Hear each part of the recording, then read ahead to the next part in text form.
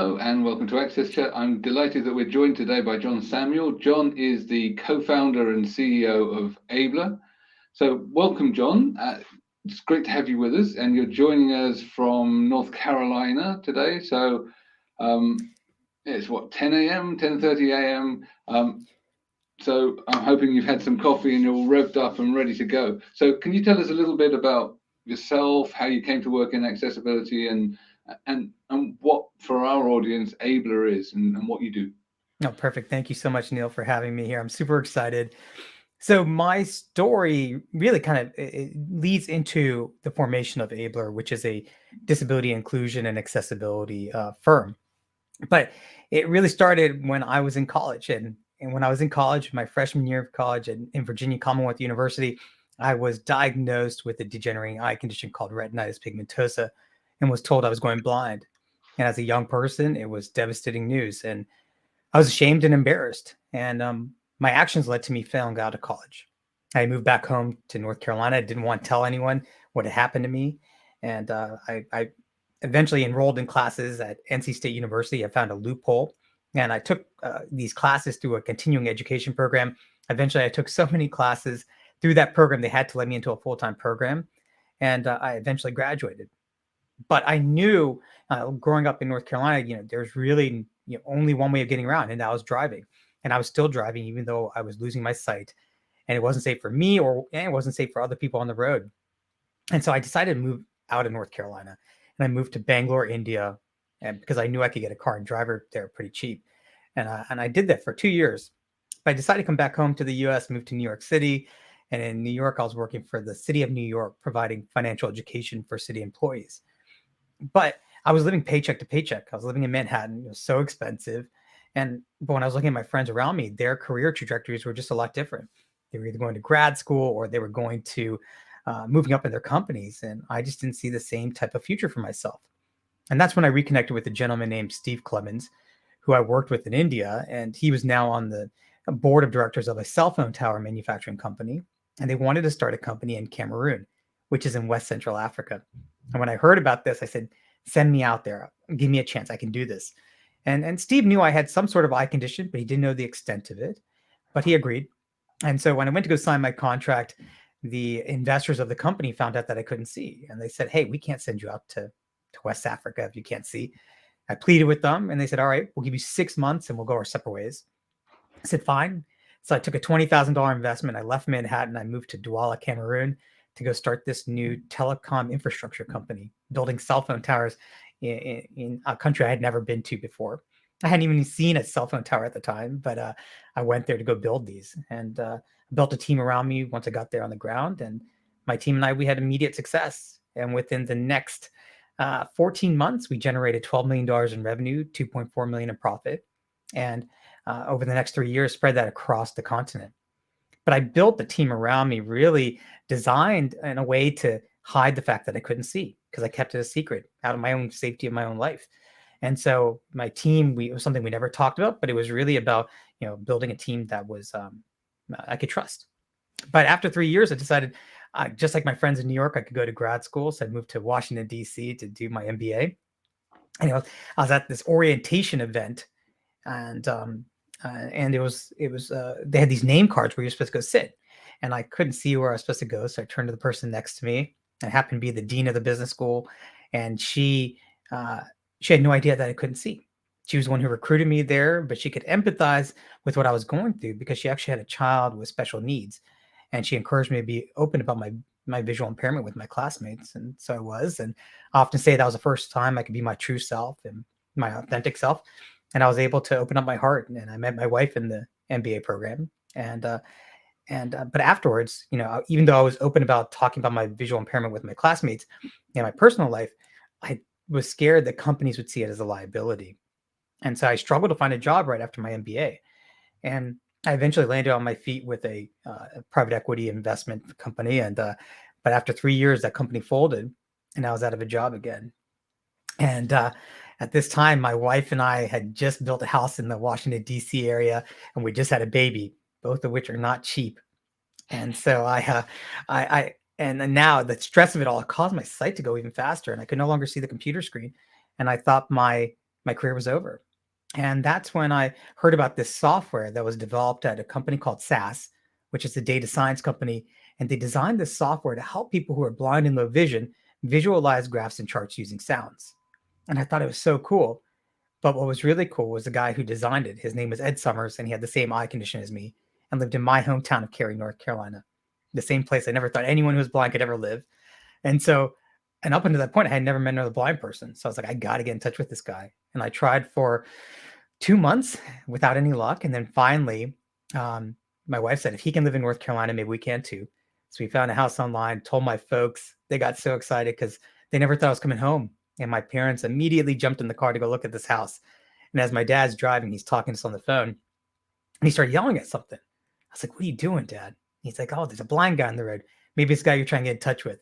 It's like, oh, Dad, please don't yell at blind people on the road. And he's like, all right, gets out of the car, walks over to this poor guy and says, are you Ed Summers? And the guy says, yes, I am. And my dad just puts a phone in this poor guy's ear. And after apologizing to him, he agreed to meet me. And I came down that next weekend. And a 30-minute conversation turned to 3 hours. But what Ed showed me was that my career wasn't over. And he introduced me to the world of accessibility. And fast forward, he introduced me to an organization called LCI, which happened to be the largest employer of Americans who are blind. And we're based 7 miles from where I grew up. And they were primarily a manufacturing company, but they wanted to create a new business that would create upward mobility for people who are blind. And so I joined the company tasked with that. And I knew the first thing we had to do was address the digital accessibility barrier that was hindering a lot of people. And eventually that became Ablr. It's a long story to get where we are. No, but it's a fascinating one, and I love the circuitous route through which we all end up in this industry, because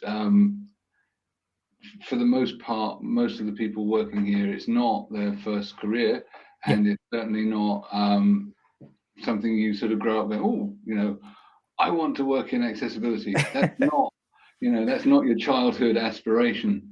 Right. So, and I think it's interesting that you had the background in India, and it's not uncommon amongst the people that I talk to regularly with degenerative eye conditions that they hide it. So, so there's some commonality in that. But it was interesting you said that that was the first blind person you'd met. So that sort of sense of segregation, I think, is a thing that is interesting to unpack, because if that happens to you, that must be happening to hundreds and millions of people around the world, and that must have been tremendously isolating. So whilst you're working on the assistive tech, are there also things that you could advise to people, or think about how you might bring the community together so that people didn't feel that they had to be hiding it, or felt that connecting people with similar conditions so that they can have that Ed to talk to, or that John to talk to, so that there's someone that really understands and empathizes with the condition?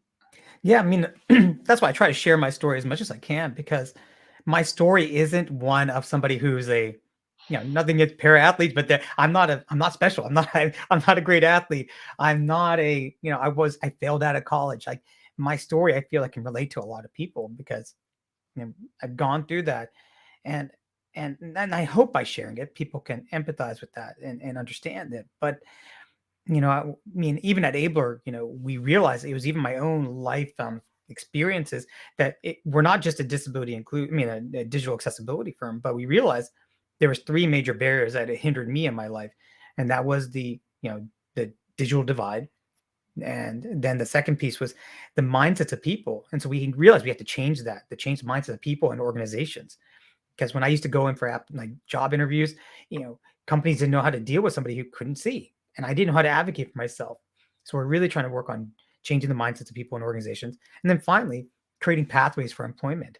Because I had the privilege of being able to travel around the world and take that risk, because I grew up, having that confidence. But I know that everyone doesn't have that experience, and so I think by sharing the story and helping others to break down those barriers, that's really how we're trying to do that right now. But it's opportunities like this to be on your show right now, that I hope that we can reach more people, and so that you don't have to feel so isolated. Because for years I felt like I had a mask on my face because I was just portraying what I thought an executive was. But if I can show that an executive can be blind, I hope that can change someone's viewpoint. And absolutely they can.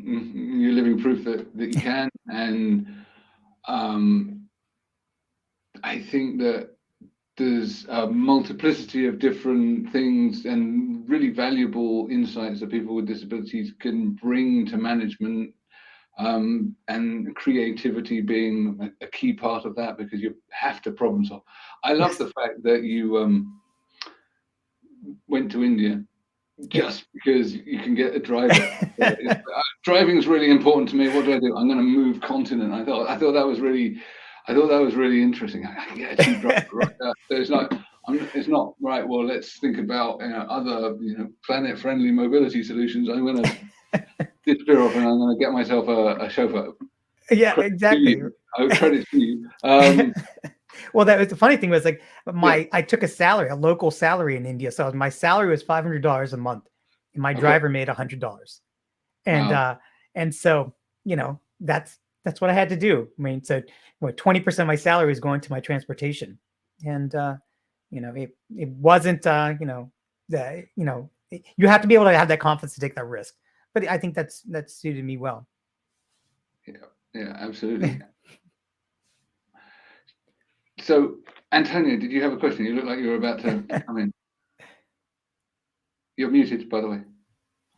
No, and so reflecting a little bit in your life story, and so when you have to deal with customers on the daily basis, what are the things that in which you find that your experience and your story brings value for them to understand the importance of accessibility?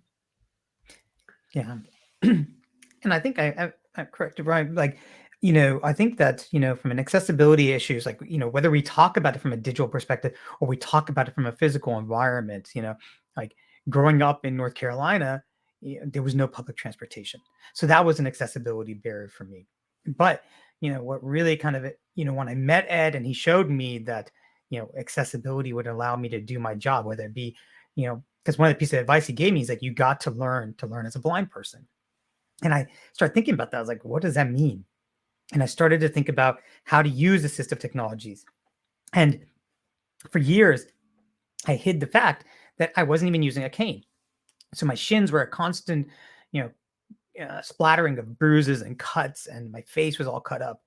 And so once I started using the assistive technology, the screen reader, I realized how that changed my life. And then I started using a cane. And so that improved the accessibility in my daily life, because all of a sudden I was able to have that mobility. I was able to have that autonomy, and I was able to do things again. And so I was able to, it's so fun. I talk about this often, is that my Uber rating before I disclosed, started using a cane and sharing the fact that I couldn't see, my Uber rating was around a 4.6. But the moment I got a cane, I didn't have to explain to the Uber driver why I couldn't find them, or why, all the issues of me getting into the car, etc. And my rating went up to a 4.99. But I think that that's just an example of, daily life, how, my learnings have improved my accessibility, not only from a digital perspective, but from a overall life perspective. I think that's a useful point of learning. I think that I'm really, really interested in the sonification of charts and complex accessibility work that you were talking about. So maybe we could explore that a little bit more, because, as an assistive technologist by background, I've been sort of playing with assistive tech for a long time.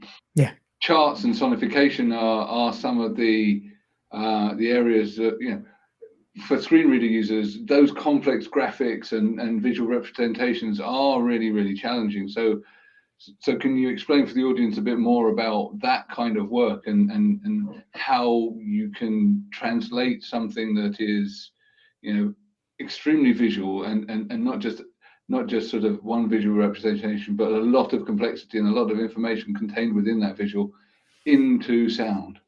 Yeah. So for people who don't know what the sonification is, like, so let's say you see a chart and they would use different tones to be able to describe it. So as a visual person, you can see it. You can quickly see this information. You can see the chart goes up, then comes down, then goes back up.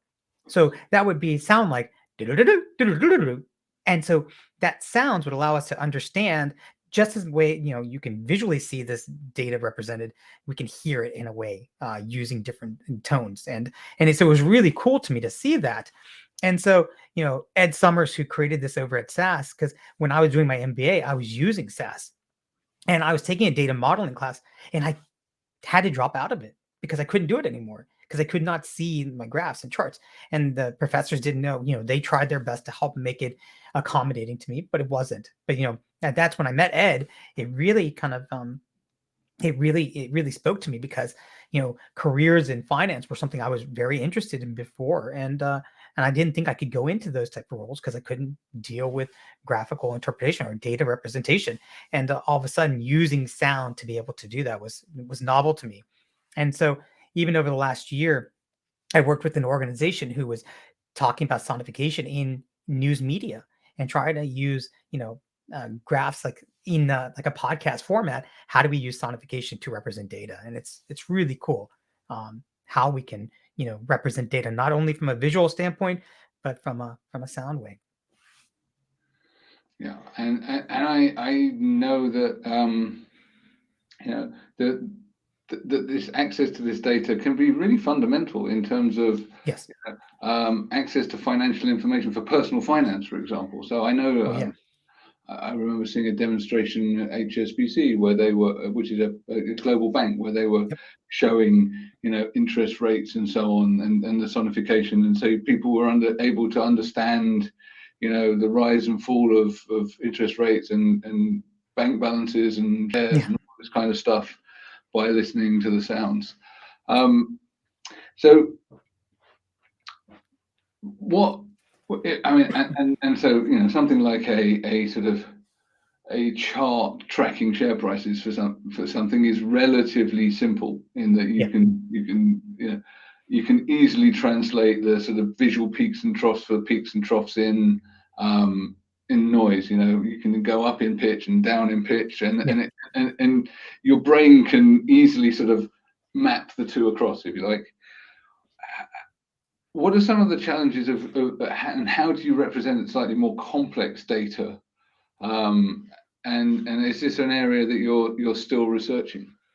Yeah, so when I was working with that, or the news media who was doing the research over the last year, what we realized was that when you had multiple data sources, right? So, and then comparing the two. So meaning if you have two different data you're trying to represent at the same time, that got very complicated. You could use a piano tone versus a violin, but that was, to be able to do that. And also to set the, what is a median? What is that median point? And so we realized that there is some complexity to this. It's something that I think is being worked on, but I think with more research we can do this, and that means getting more users in, more user testing, and to go through it. But I think we're going to see some more. I think because it's not only going to benefit people who are blind, it's going to benefit everybody.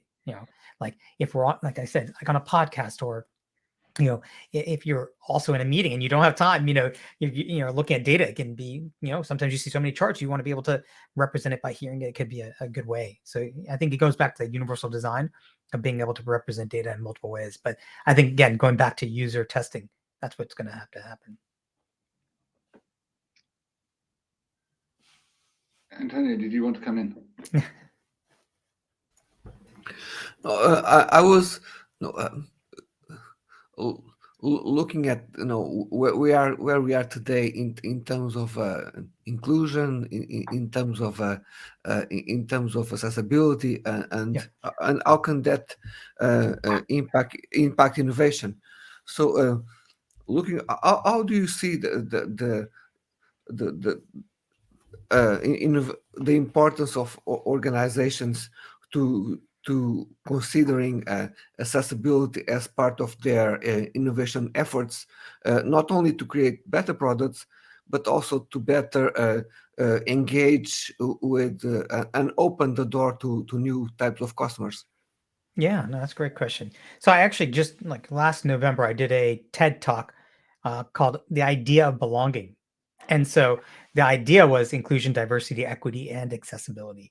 And I think when you're able to start to build a culture of belonging, you bring more people to the table. And when we have more people in the design phase who are in the who have a seat at the table and being heard, then we can have that new innovation, right? And not only and that innovation is not only going to help one set of group of people, it's going to help all people. And I think that it goes back to that, it has to be part of your fundamental. There's lots of discussion about diversity, equity, and inclusion, but if we really want to be truly, welcoming of all people, you got to add that accessibility because that diversity of thought is critical. And people with disabilities, as we talked about it before, right, Neil? You mean the natural problem solving abilities of individuals with disabilities is such a valuable trait, and that can add a lot of value in terms of innovation. And so I think, and that innovation is not only going to be, it's not only like the right thing to do or, the inclusive thing to do, but it actually makes business sense. And I think that companies now are starting to see that, and it's super exciting. No, we know that in United States there's a kind of a long story of litigation within accessibility. Yeah. Um, we know that some countries in other parts of the world there's a more optic of education for accessibility. What are your views on that? Yeah, I don't like to lead with the litigation component because my whole thought process has been I don't want to drive a wedge between the disability community and those without disabilities. But in some cases, litigation is it's a way to open up. It forces people to open up their eyes and to really look at it. But yeah, I think if we talk about a lot of education in kids. We talk about science, technology, and engineering and mathematics. But if you think about those STEM careers and what we're educating people, young people, if we can start to provide them proximity to those with disabilities and understand the challenges that people face and empathy. And I think that if we can start with the younger folks and change the mindset that we raise, people, as we raise children, that can also have a big impact. Because one of the things I talk about also is that I have two young kids. I have a 5-year-old and a 3-year-old kid. And so I used to take them, before COVID, take them to their classroom. And once I'd go into the classroom with my cane, it was so amazing. All these young kids jumping up and down. Oh, what is this? Asking me all these questions about my cane. And, I talked to them about what I do and how I navigate. I showed them my watch and all these different things. And it was really cool for them. But, often the case when I'm walking down the road and a child is holding their parent's hand and the kid starts looking at us, oh, mommy, what's that? What's that? The parent's like, no, don't look, no, don't ask, just let's go. And they kind of rush them off. It's that kind of mentality. If we can have a open dialogue and create that education, I think that's really where we're going to have more more true inclusion. And I think that it's not just with children, but it's all people. I think that's very true.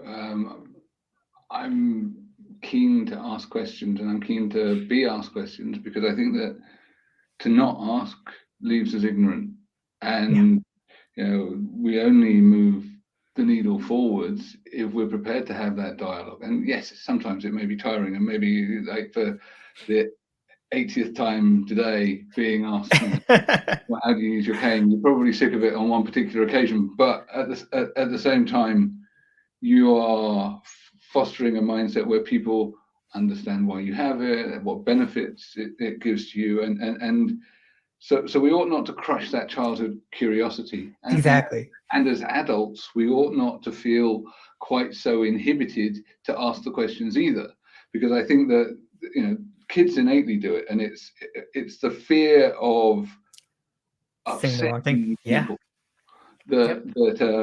that I think genuinely puts people off, because they're worried about being embarrassed because they ask a question that's stupid or whatever. I think that most people that I talk to in this community are open to being asked questions if people are doing it out of a willingness to learn.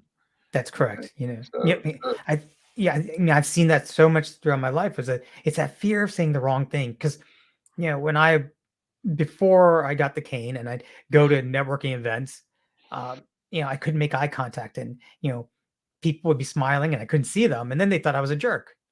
And so then when I got the cane, I was like, oh, this is going to now make it so clear. People are like, oh, I understand now why he can't isn't making eye contact, or he's not smiling, or he's not, shaking my hand. But what I realized was that people, when they saw the cane, it became this new barrier. People were staying away from me. And I was like, what is going on here? Why are people not talking to me now? They know I can't see. And so I realized that the cane became this barrier. And so I actually launched a contest a couple of years ago. In 2020, we did our first Drip My Cane. So we had people come up and, we had designers from all over the world design my white cane, because to me, it was this beautiful white canvas, and we wanted people to design it because I wanted it to become a talking piece. I wanted it to be something that people felt comfortable, because art is something that brings people together. Why, if my cane is a piece of art that still serves my purpose of helping me in my mobility and my navigation, but if it can have something to have people start talking and break down that barrier, that's what it's about. So, I'm so happy when people do come and ask questions and talk, because like I said, that's how we spread the word and raise awareness for disability inclusion. Well, I think you just inadvertently hit on another area which I find really interesting, and that is customization and personalization of our sort of disability tech, and the fact that a lot of this stuff is horribly utilitarian and really sort of lumpily designed. It's definitely following the sort of medical device model rather than the sort of personal empowerment model. I look at stuff for the built environment, and you go into an older person's bathroom and they may have spent thousands on a nice shower suite and tiles and everything, and then you've got this enormous plastic grab rail there that looks completely incongruous. Why do we have to design stuff for disability that looks horrible? Because there's no need for it. We can make stuff that's beautiful too. So I think that there's definitely a movement for people to customize their own kit. I mean, there's numerous people on Twitter that are showing off their various different canes. There's Tara Moss being a good example, who's an author and disability advocate. She's got various different canes. She has fantastic skins for her wheelchair wheels with pictures of Frida Kahlo on them. And is really funking up her sort of access devices, because these aren't things that we should be ashamed of. They should be things that we, firstly, they give us freedom. You're not wheelchair bound. It's a freedom machine. Exactly. And secondly, they become part of us. They should reflect our personality. If everybody wore the same clothes, we'd look like prisoners. Exactly, right? Yeah. I mean, because I have my own vanity. I want to look good. I want to, I want it to be, if I'm wearing a nice suit, I don't want to have my just plain old white cane. And I think those are aspects of it.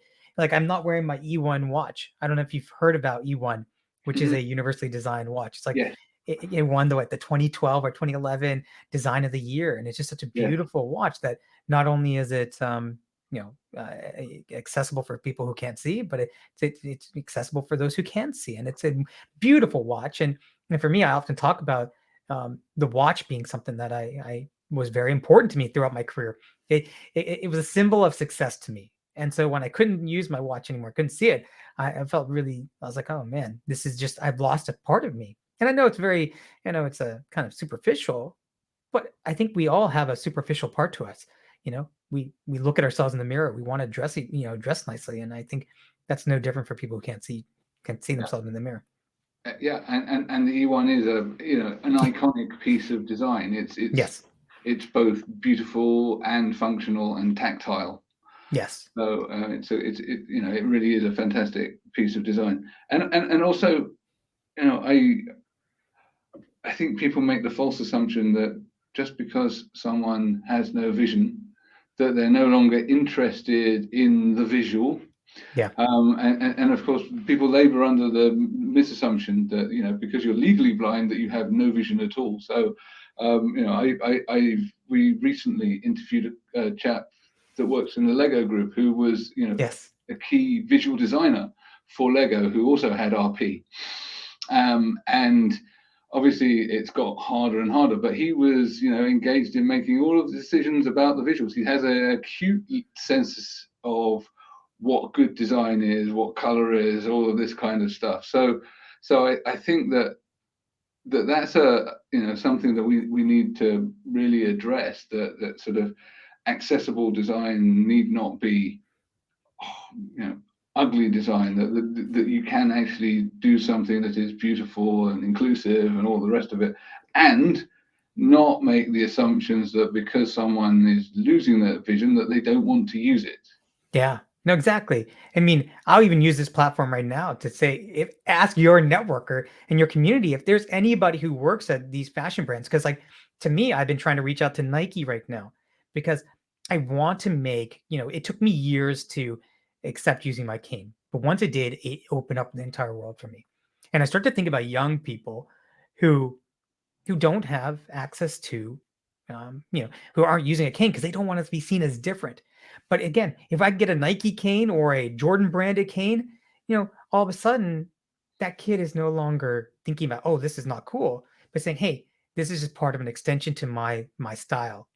And I think that it'll open it up. It breaks down that barrier to say this is a, that stigma of not using it to really become an adoption tool.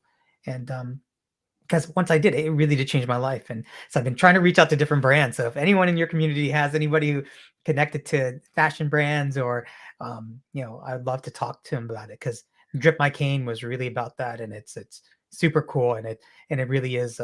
It helps raise awareness. Okay, so we definitely we'll try and make some connections for you. But maybe you can share some pictures of the various different art in the canes, both in our chat that's going to follow up, and also maybe if just generally, because I think that's super interesting. We've reached the end of our half hour. It came rather too quick. I'm really looking forward to the conversation that we're going to have on Twitter. So thank you very much, John. It's been a real pleasure to meet you and hear your story. We're going to be definitely staying in touch. So thank you. Thank you, Neil. Thank you, Antonio. This has been awesome. And thank you also to My Clear Text for keeping us captioned.